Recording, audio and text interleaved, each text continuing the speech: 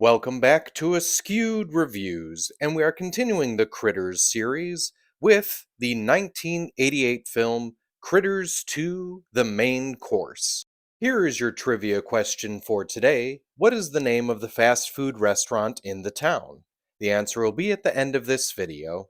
At the start of this film, it has now been 2 years since the events of the last movie. We find out that Charlie has been in space learning to become a bounty hunter, like the two from the first film. And those two finally have names as Ugg and Lee. Our trio of bounty hunters finds out that apparently they need to go back to Earth as the Krites are still there. More specifically, a clutch of eggs is about to hatch and they need to demolish them. Now, at the same time, back on Earth, or more specifically, back at Grover's Bend, we find out that Brad Brown is coming back to town to come visit his Nana. Now, in a very cruel twist of fate, in the town of Grover's Bend, it is Easter time, and that of course won't cause any issues with a bunch of eggs. Now, along with the bounty hunters and Brad, we also get a new main character in this film named Megan, whose father happens to run the town newspaper. So, in what takes almost no time at all, the Krites are now overrunning the town of Grover's Bend.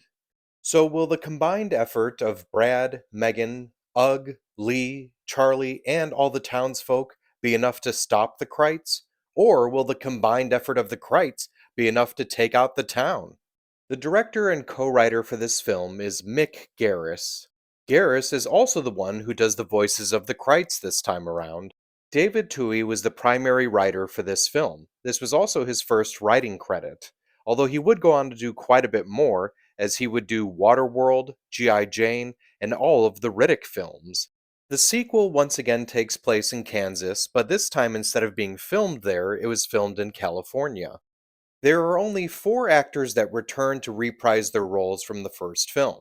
Scott Grimes as Brad Brown, Don Keith Opper as Charlie, Terrence Mann as Ugg, and Lynn Shay as Sal. Technically, the character of Harv does come back from the first film, but instead of it being M. Emmett Walsh, they recast him with Barry Corbin. Leanne Curtis plays the new character of Megan Morgan, but that role almost did go to Cheryl Pollack. Lynn Shay, who plays Sal, does from time to time show up in New Line Cinema movies, and that's mainly due to the fact that her older brother, Robert Shay, was actually one of the founders of New Line Cinema. Also, when speaking about New Line Cinema, we can't forget about the cameo by one of their most popular horror characters, as a cutout can be seen of Freddy Krueger. As I mentioned earlier, the bounty hunters finally do have names, Ugg and Lee, which of course is a joke as it's the word ugly. And once again, the character of Lee makes some transformations throughout the film. First as a Playboy centerfold, then as the manager of the restaurant, almost changing into Freddy Krueger, but instead going back to the centerfold. Roxanne Kernahan, who played the female version of Lee, unfortunately passed away in a car accident only a few years after this film released. The Kyoto brothers, who did all of the creatures for the last film, came back and actually did 50 puppets this time around. They also created the giant critter ball. Now, the way that the prop eggs were made for this film was they actually just painted sugar apples. As for the body count for this film, we have one bounty hunter, multiple critters, one dog, and four confirmed humans, but probably more than that. So when it comes to the film Critters 2: The Main Course, it was more of the same, but at the same time, it also just wasn't anywhere near as good as the first film. So I think I'm going to have to give this one a 3 out of 5.